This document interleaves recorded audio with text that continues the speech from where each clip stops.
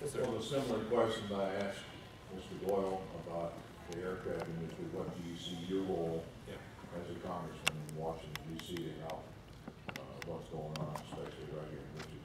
You bet. Well, I talked about it. I talked about my role.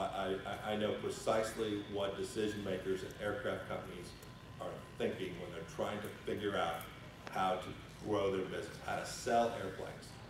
Three things. The congressman has a critical role in making sure there is fair trade.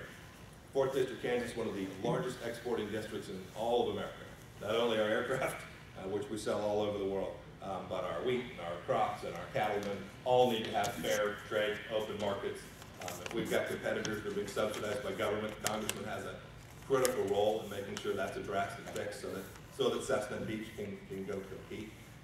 And then the next step is to put in place an environment where they can do that, where regulations make sense, where we don't put carbon taxes on energy to drive up the cost for industrial manufacturing in America, which appears not to be going to happen legislatively, but this president and the Speaker of the House appear primed to do that by regulatory fiat at the EPA. Those are the things you do to bring back aircraft jobs and all jobs to the 4th District of Kansas. You set in place an environment where entrepreneurs want to invest in South Central Kansas.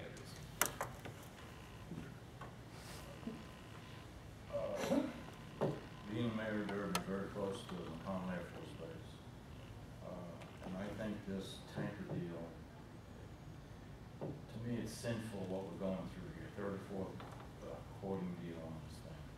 How can you work effectively and never to have that happen again, where we can get this thing rolling and create an awful lot of jobs? Yeah, it's a huge deal in 4th District, Kansas. I actually made prototype parts for the tanker, I believe it's 12 years ago now, at their aerospace. Prototype, they were trying to R&D a few components. I'll say two things about it. It's an enormous challenge for any one congressman to say, hey, I'm going to go bring this back.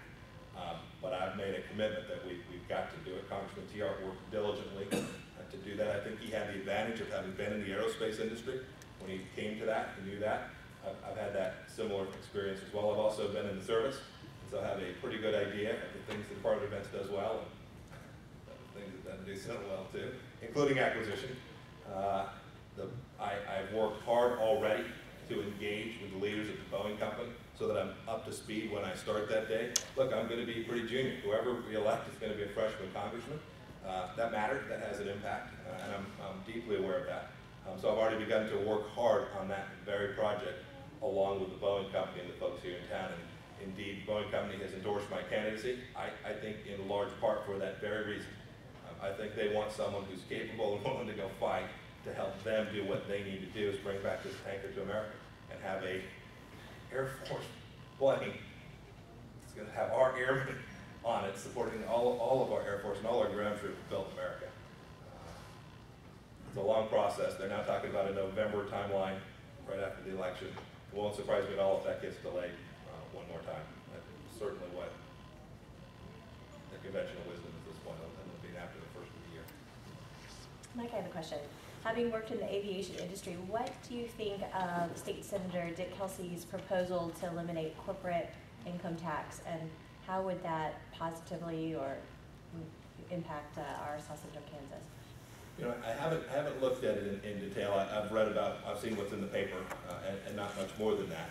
Having said that, philosophically, it's very consistent with my notion of what it takes to allow businesses to grow. You want to have a broad tax base with fewer exceptions, fewer loopholes, so that you're taxing a broader base. Certainly that would be the case with individuals and corporations. But a lower marginal tax rate, a lower tax rate that says my incremental dollar is going to get a good return. So I think philosophically it's perfectly consistent with what I'm trying to do at the federal level as well. You know, Representative Goyle and I disagree on this too. I've made clear that the current tax rates ought to stay in effect permanently. Representative Goyle thinks that they ought to stay in place for a while, until things get better. It's just backwards. It's just backwards.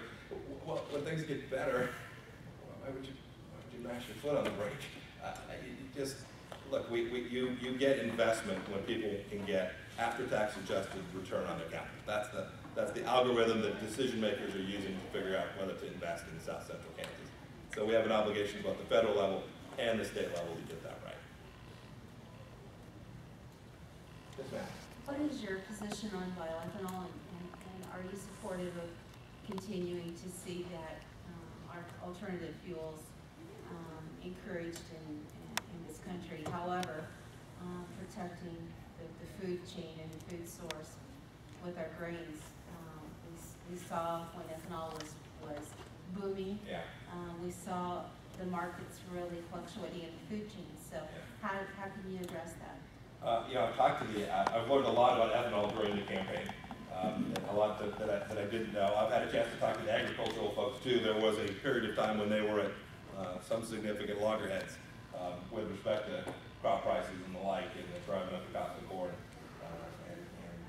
They've moved past that in large degree. The technology has gotten better. It's what happens when risk takers go out and try and create the next great thing so they can go make money and succeed and grow their business. They've now come a long ways on the technology. I'm very optimistic that South Central Kansas will continue to be a leader in ethanol and ethanol products. Right? We've got one of the most successful trading firms in ethanol sitting out on Webb Road.